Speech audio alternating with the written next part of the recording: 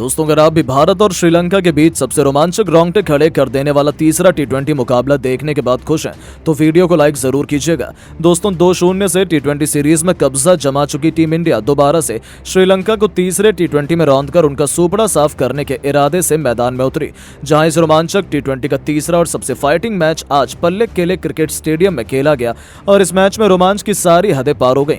अंतिम ओवर तक मुकाबला पहुंच गया था, जिसकी अंतिम गेंद में भी यह बता पाना नामुमकिन था कि भारत बाजी मारेगा या फिर श्रीलंका टीम इंडिया को बड़ा झटका दे देगी। दरअसल दोस्तों, हुआ यह था कि यहां कप्तान चरित्र श्रीलंका ने टॉस जीतकर पहले बल्लेबाजी करने का फैसला चुना और यहां जब श्रीलंका की टीम बल्लेबाजी करने के लिए उतरी तो हमेशा के लिए उनके लिए पारी की शुरुआत पाथुम निशंका के साथ कुशल मेंडिस की खतरनाक जोड़ी मैदान पर उतरी। जहां दोनों बल्लेबाजों से उम्मीदें तो यही लग रही थी कि पहले विकेट के लिए बड़ी साझेदारी देखने के लिए मिले, लेकिन दोस्तों यहां पर निशंका के रूप में पहला बड़ा झटका लंका की टीम को मोहम्मद सिराज ने दिया और निशंका का विकेट मात्र 11 रन पर ही गिरा दिया। अब पहला बड़ा झटका लग जाने के बाद फिर बल्लेबाजी करने के लिए उतरे कमिंडो मेंडिस, जहां वो कुशल मेंडिस के साथ मिलकर साझेदारी को आगे बढ़ा पाते। उससे पहले कमिंडो मेंडिस को 7वें ओवर की दूसरी गेंद पर रवि बिश्नोई ने बोल्ड कर दिया और यहां मेंडिस 10 रन बनाकर ही आउट हुए। अब ये दो बड़े झटके लग जाने के बाद लंका की टीम पूरी तरह से लड़खड़ा चुकी थी। ऐसा लग रहा था कि आज के मुकाबले में भी श्रीलंका की टीम ज्यादा लंबी बैटिंग नहीं कर पाएगी और वो ज्यादा से ज्यादा भारत के आगे 120 या 100 रन ही बना पाएगी। यहाँ अब कुशल मेंडिस और एंजेलो लंका को पूरी टीम को लड़खड़ा चुकी थी।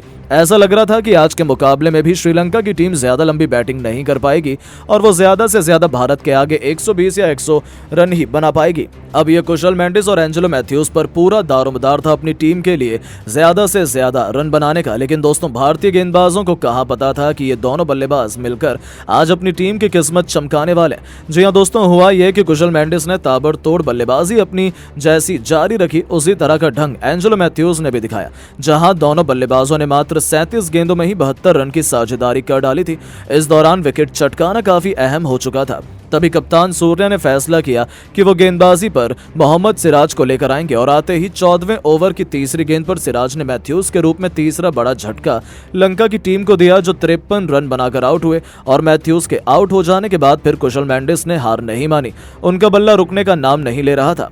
उन्होंने मात्र 34 गेंद में ही भारत के खिलाफ 84 रन ठोक डाले थे। तो मैदान में उतरे दासुन शनका ने भी अपने बल्ले से तहलका ही मचा दिया। इन दोनों खिलाड़ियों ने अंतिम के 3 ओवर में भी बेहद खतरनाक बैटिंग करी। जहां एक तरफ कुशल मेंडिस ने 53 गेंद पर 96 रनों की मैच विनिंग पारी खेल डाली, तो वहीं शनका ने भी 42 रन बनाकर उनका बखूबी साथ निभाया और उनकी धाकड़ बल्लेबाजी के दम पर श्रीलंका की टीम 20 ओवर में 7 विकेट के नुकसान पर भारत के खिलाफ 238 रन बनाने में कामयाब रही। और इस दौरान भारत के लिए सबसे ज्यादा 5 विकेट सिराज के नाम रहे, तो वहीं 2 विकेट रवि बिश्नोई ने हासिल किया। और टीम इंडिया के सामने इतना बड़ा लक्ष्य था जिसका पीछा करना कोई बच्चों का खेल नहीं था। भारतीय गेंदबाजों की आज इन दोनों खिलाड़ियों ने शामत हिला दी थी। अब दोस्तों बारी थी भारतीय बल्लेबाजों की इस मैदान पर कुछ चमत्कार कर दिखाने की, लेकिन दोस्तों जब संजू सैमसन और यशस्वी जायसवाल ने पारी की शुरुआत की तो आज पिछले मैच की गलती संजू दोहराने वाले तो बिल्कुल भी नहीं थे।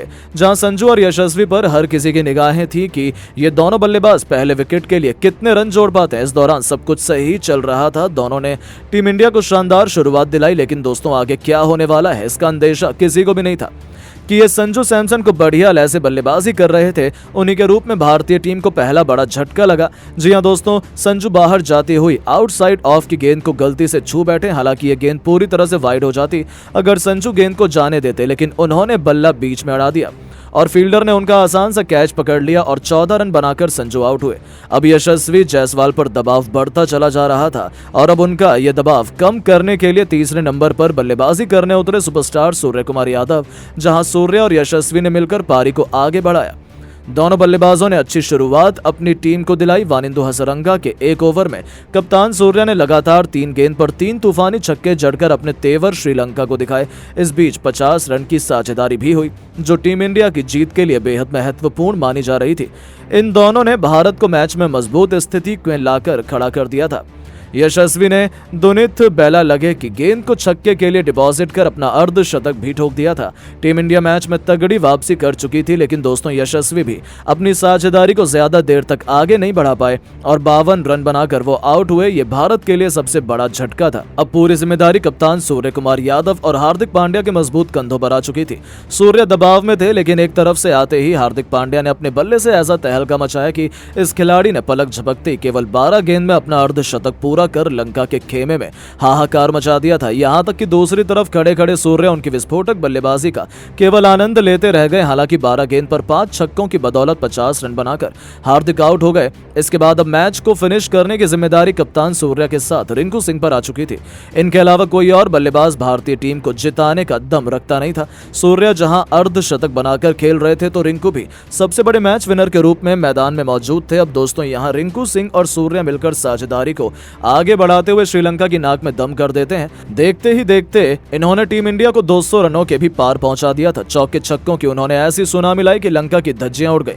देखते ही देखते ये दोनों मिलकर अंतिम मैच के ओवर तक ले जाते हैं, जहां रिंकू कमाल की फॉर्म में थे तो वहीं दूसरी तरफ कप्तान सूर्य अर्धशतक जड़ने के बाद वो अपने शतक की ओर बढ़ चले। इस दौरान अंतिम ओवर तक जब मैच पहुंचा तो भारत को मुकाबला जीतने के लिए 6 गेंदों में 21 रनों की दरकार थी। अब स्ट्राइक पर रिंकू थे और अंतिम ओवर करवाने के लिए अपने सबसे खतरनाक मतीशा पथिराना को कप्तान वानिंदु हसारंगा ने भेजा था। अब यहाँ पहली गेंद पथिराना ने यॉर्कर लेंथ पर डाली, जो कि रिंकू से पूरी तरह से मिस हो गई और कोई रन नहीं मिला। अगली गेंद पर रिंकू ने 2 रन भागे और फिर यहां से भारतीय टीम को 4 गेंदों में 19 रन की दरकार थी।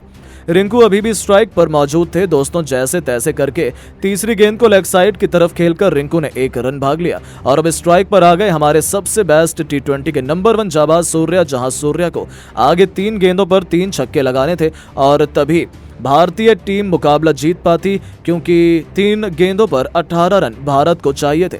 अब चौथी गेंद को सूर्य ने सामने की तरफ छक्का जड़ दिया। 5वीं गेंद को डीप कवर्स के ऊपर से अपने फ्लैग शॉट एक और आसमानी छक्का जड़कर सूर्य ने भारतीय टीम को जीत की दहलीज पर पहुंचा दिया। अब एक गेंद शेष मात्र बची हुई थी और मैच जीतने के लिए 6 रन चाहिए थे। लंका सबसे ज्यादा दबाव में थी, वहीं सूर्य बखूबी जानते थे कि पथिराना वाइड यॉर्कर लेंथ डालने की कोशिश करेंगे और इसीलिए सूर्य ने पहले से ही अपनी आंखें जमा रखी थी और अपना बल्ले का परफेक्ट स्विंग दिखाते हुए उन्होंने डीप मिड विकेट के ऊपर से महेंद्र सिंह धोनी के अंदाज में मैच विनिंग 6 ठोक दिया, जिसके चलते भारतीय टीम के होनहार बल्लेबाज सूर्य ने इस दौरान अपने शतक तो पूरा किया, साथ ही साथ 104 रन की उन्होंने पारी खेली और अपने शतक के साथ उन्होंने भारतीय टीम को मैच भी जिताया। बाकी इस मुकाबले में रिंकू के बल्ले से केवल 9 गेंद में 39 रन निकले। उनकी विस्फोटक बैटिंग के दम पर इंडिया ने इस मुकाबले में अपना कब्जा जमा दिया। हालांकि दोस्तों हम आपको बता दें कि भारत और लंका के बीच खेला गया यह अभ्यास सत्र का पहला मुकाबला था, जिसमें भारतीय टीम की जीत हुई। बाकी अब आप सभी की क्या राय है भारतीय टीम की ऐसी बल्लेबाजी और गेंदबाजी को देख लेने के बाद, और आप टीम इंडिया को 10 में से कितने नंबर देना चाहेंगे? अपनी राय नीचे कमेंट बॉक्स में जरूर बताएं और ऐसी शानदार खबरों के लिए चैनल को सब्सक्राइब करना बिल्कुल ना भूलें। धन्यवाद।